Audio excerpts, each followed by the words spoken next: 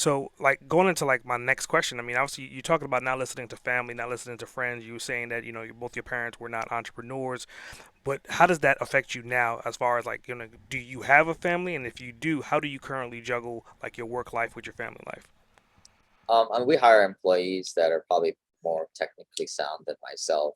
Um, I think that's the point. Maybe once you get your business going and maybe pass, I don't know like what revenue level that is, but I think as soon as you have, I mean, maybe that is, once you are able to profit 50, 100 grand and get your own personal oxygen mask on to quit your day job, if you still are doing that, and you're able to clear an extra 50, 100 grand of profit on top of that, you need to be hiring other people. Um, Hmm. I think looking back at how I did this, like, I hired the virtual staff first, right? Because they're not that expensive and they just help leverage your time.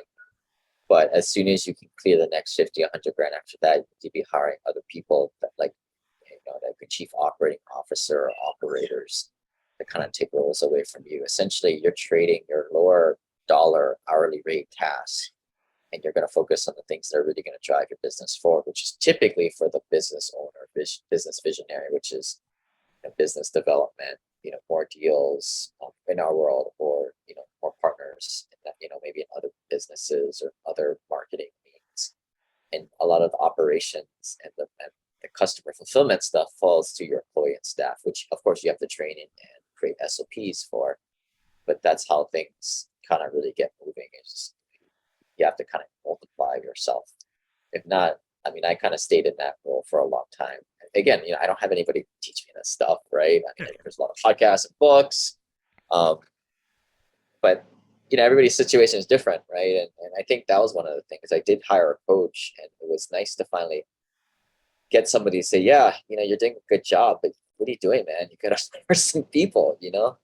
Um, and sometimes if you don't pay a coach, you don't listen to anybody, right? So Yeah.